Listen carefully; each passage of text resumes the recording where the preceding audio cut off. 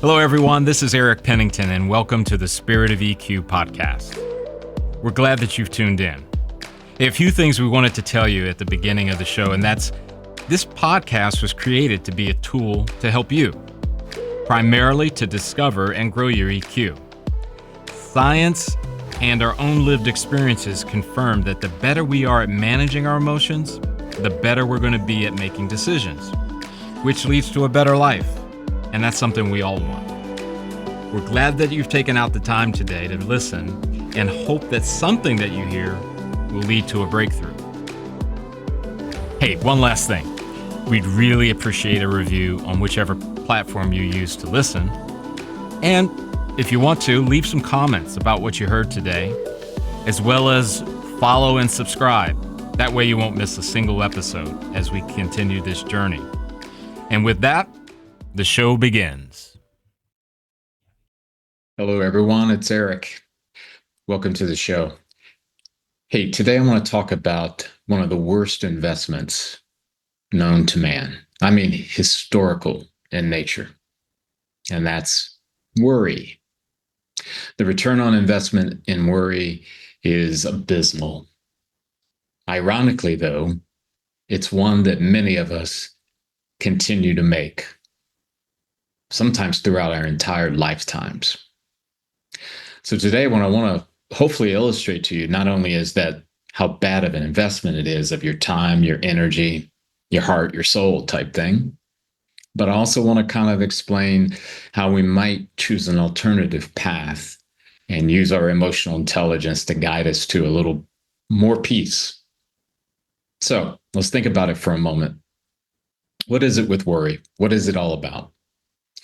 Well, I'm sure it's connected to probably our sort of antiquated, unevolved brains that are still thinking that we are going to be pursued by some wild animal and find ourselves in the grave. Right. Or there's some tribe that's ferocious and will outnumber us and will overwhelm us and we'll lose life and limb. And though that's maybe an extreme example of what might be happening in our brains, ultimately, it's a response that our brain is giving us to protect us. Because I don't know about you, but when I start to worry, I'm comfortable with it. It's kind of soothing in a way because I can play the scene over and over in my head and it makes total sense. It's really kind of weird in a way. It's almost a self-inflicted thing, right? But the irony of it is that it creates also in me something that I don't like. And I can intellectually, I can say right out of the gate, it's not good. And that's all of the stress, the anxiety that accompanies it, and maybe even fractured relationships. And it's a silent killer at times. You know, sometimes it's not even known by those around you who love you and support you. It really is kind of this, again, a silent killer, slow silent killer. So what's a common situation that we might find ourselves in that leads to worry? Well, a story from my past, when I used to be in the corporate world, I carried with me a worry about the possibility of mergers and acquisitions. And because at that time, the industry I was in, that was a pretty common practice. And there were certainly seasons where it was happening all the time, or so it seemed. And it's one thing to be an acquirer versus being the acquired. And that was the rub, right? The rub was, well, what's going to happen when they take over? And obviously there was that part of you that always thought, well, if they're already in the business I'm in, they're going to take their people and our people are going to be asked to leave. The layoffs, you know, that kind of thing. And what I found at that time was that there was no real evidence of a pending merger or acquisition. But like many stories that we tell ourselves, fueled by our worry, it became more of a reality. And I tried to put on the brave face. I never would admit it to anyone. But inside, a lot of stress, a lot of anxiety about what the future might hold. And once again, and maybe it was just me, maybe I'm an alien, but it was kind of romantic and comfortable because I could drive home and just pour over this possible scenarios over and over again, almost like that perpetual what if. The thing that happens when we have unwanted or unneeded stress, and notice what I mean by unneeded. There are times when stress is absolutely appropriate for our bodies, our brains, right? But the unneeded stuff is creating this level of inflammation that's doing harm to us. And it did to me. Now, someone could say, well, Eric, you survived. You got through it. You got by it. Yeah, maybe I did, but maybe I didn't. Maybe there's some things that I'm dealing with now, 20 years later or so, that were not necessarily entirely caused, but were contributors to maybe a battle I'm facing now that at the time, maybe someone could say, well, you turned out okay. And this is not me kind of sending you a message of regret and woe is me for the choices I made in my history. Because I learned a lot from that. And quite frankly, it was that period of time in my life that really set off sort of the process of beginning to actually grapple with worry and to wrestle with it and to understand that it's not good. It's not serving me. And it took some time, actually a long time, but eventually I got to a place where I started to understand about what I have been given responsibility for and what I have control over, and being able to narrow my list down to only those things that truly register there. For example, if I'm not responsible for it and I don't have any control over it, though it may take me some time, I have to build a new neural pathway that eliminates that from my list of things that I need to give energy to or stress to, right? Once again, I want to stress to you, it is not an overnight deal. It is not something that you decide, I'm not going to think about it anymore, and then magically you don't. Maybe there are some people out there that can pull that off, but I'm not one of them. So it took time. It took practice. It took putting in the work. Not to mention the fact that, in many respects, my relationship with God and how he has operated in my life has made a tremendous difference in that pursuit too. And I don't think I would have really been committed to doing the work if I hadn't seen the damage, a la the sleepless nights, the preoccupation, being in the presence of those around me who were seeking my attention, and I couldn't find my mind to be in that place. And you get to a place in time where you realize that time is moving. It does not stop for anyone. Jeff, what is the SEQ Development Report? I'm glad you asked me that, Eric. The SEQ Development Report is something that we here at Spirit of EQ have developed to blend the idea of emotional intelligence with a person's spiritual life. And we're not talking about religion, we're talking about how they connect with themselves, other people, and the world around them. Why is it important? I think it's important because it allows someone to see where they stand, to give them information about maybe parts of their life they may need to work on, parts of their life that they're really doing well and learn to leverage it. And it just gives a person a better way of getting through the world. So how do you get this report? Well, first, you need to contact us. Mm-hmm. Info at Spirit of EQ is just a great way to do it. Then you would take an assessment, 15, 20 minutes, done online. And then after that, the report requires a debrief to go through all the things in it because it's got a ton of information. And then if you want to further your journey, we can do coaching and things like that with you down the road. And that's basically it. Cool. Thanks, Jeff. And now back to the episode. And we'll be back to the episode after this. So what's the solution? How do you do it? How do you crack the code? Well, I'm only going to tell you what I've done, right? And it may not be a fit for you. I get it. But if nothing else, maybe if I can get you to explore and maybe reflect on the impact of worry, it can foster maybe some changes for you too. So first, for me, I'll go back to that relationship with God.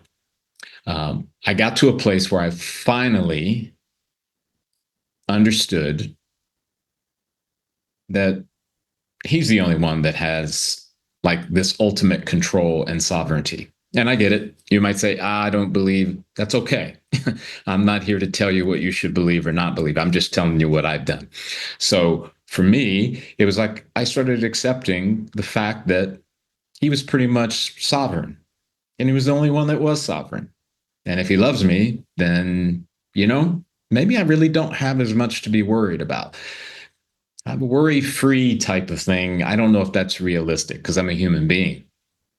But I could probably remove a lot of stuff off of my list if that were true, right? And I believe that it was. I believe that it is. So it's helped me tremendously. The second thing, I know this is probably not going to surprise you in the audience, but emotional intelligence. I don't think I really fully understood about the connection between my thoughts and the emotions that followed. And once I started understanding that connection and understanding how to sort of manage that process of what happens when there's an event, there's a thought, and then the emotion that follows, and then the choice that I have in front of me to make, I started understanding that there was this learnable skill that I could get really good at that would help me manage through those situations like a merger and acquisition, or fill in the blank with any other circumstance. And then the third thing was kind of going back to the idea about what am I responsible for and what do I have control over? I learned this from a therapist, oh my gosh, probably 8 years ago. I was in a very difficult place. I was trying to be Superman to everyone and anyone that was in my life, and it wasn't working.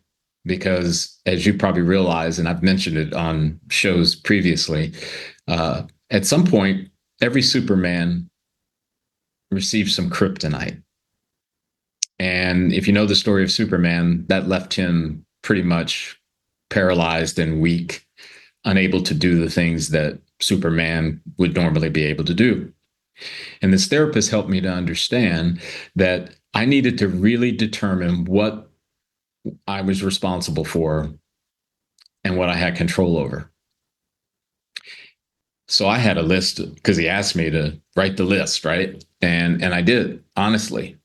And it probably had 10 different people, situations. And then he asked me to ask the hard question. Are you really responsible for that or that person? And since I was in such a deep hole psychologically, I chose to be honest, and probably of those 10 things and people, I got my list down to probably about 4 that I could legitimately say, hey, I am responsible and I've been given control over this. And wow, as liberating as that was, it was really difficult because I had been holding on to that perceived responsibility, perceived control for a long time. I built up neural pathways around those. So that process set me forward. Again, I had to do the work. I had to have some really difficult conversations with some people really close to me. And in doing that, as hard as that was, it was so unbelievably freeing. Because then I was carrying weight that is appropriate for what I was to be carrying. And that's really, really important. So my recommendation for you out there in the audience is do an inventory. Ask yourself, how much of your time of your day are you spent do you spend worrying? You got to do this with curiosity. Stay away from judgment. It's not a contest. I'm not asking you to grade yourself. There's no scores. Maybe just journal. Think about yesterday. Maybe that'd be an easy one. Yesterday, how much worrying did you do? And then maybe build up. How about over the last few days? Expand it out a week. It'll probably be very telling for you. Now, you may think again that, well, if I only have a few things I'm worrying about, I'm good. I win. No. That's not the point. The point is identifying those things that, as I mentioned, that you should be concerned about, the things that should be on your list, because there's a connection there. And I'm not saying to you that if a person or a situation is your responsibility, that gives you a pass and you can be worried about it. That's not what I mean. I'm just talking about let's clear off the table. Let's reduce the weight and then attack accordingly, if I can say it that way, or approach accordingly. So as you do that evaluation, what do you think? How is it serving you? Why are you worrying?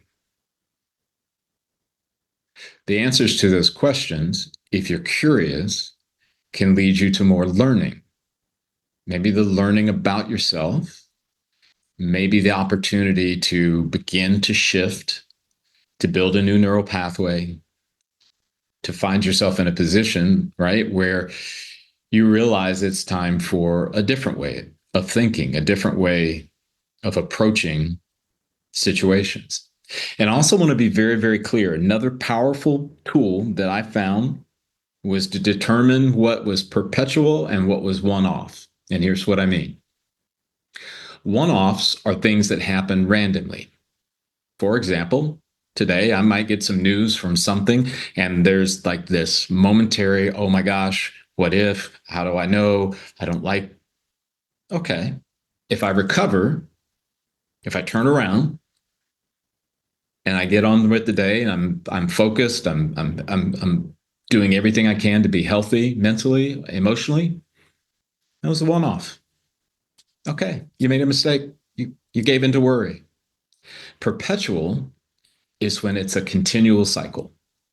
You do it this morning, you did it in the afternoon, you did it in the evening, it carried over to tomorrow. Tomorrow turns into next week. You see where I'm going.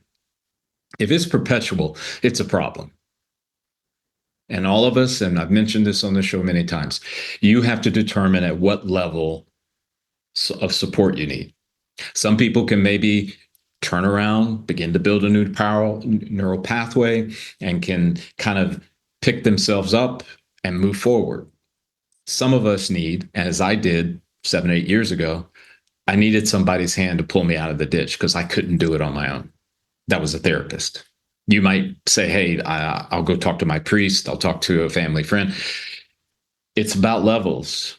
Sometimes clinical is the best path to take. And yes, sometimes the best path to take is maybe over coffee with a friend and you beginning to journal and you beginning to reflect, all of those different things. You will know. I just hope you'll have the courage to take the path that's going to be most appropriate for the situation you're in. I really hope that today's episode has helped you. And though I'm certainly not I have not gotten to a place, I should say, where I have anywhere close to perfect in this regard. And I never will be. But I can tell you, I'm traveling a lot lighter. It's not such a burden anymore. I'm worrying less and less. And that's a key. Thanks for tuning in. We look forward to the next time that we're together. Hi, everyone. This is Eric Pennington with the Spirit of EQ.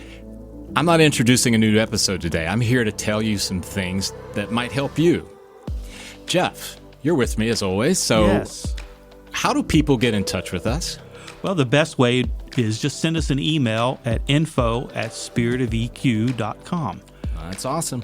Jeff, I was also thinking about reviews, and I'm notoriously bad at asking for them, so reviews on all of the platforms wherever you get your podcasts? Yes. Do you think that'd be good? I think that would be great because, one, that will help us learn how to make better ones. And it's always good for us So to hear. we're not the perfect podcast host? We're close. Okay, all right. But not, still, not totally we want perfect. your feedback. We want your feedback. But it also might let us know a new subject. Hey, we need to dig deeper into that. Yeah. So let us know what you think. Cool. We really appreciate that. As always, too, there is social media, LinkedIn, Facebook, and we also have a YouTube channel. Those also have mechanisms or options for you to be able to leave a comment, a like, or those kind of things. Just want to make sure that you know how to get in touch with us. Right, Jeff? Right. We appreciate you all. Thank you. Once again, we really appreciate you tuning in today. One of the things that Jeff and I want to bring to your attention as well is that when we created this podcast, it was not intended to take the place of a clinician. In other words, if you find yourself in a place where there's something deeper going on or something that you cannot solve on your own, we do recommend that you reach out to a clinician of some sort.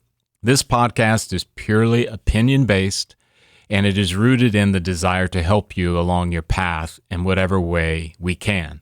However, it is never going to replace, nor should it ever be looked at as a replacement for clinical help in any way.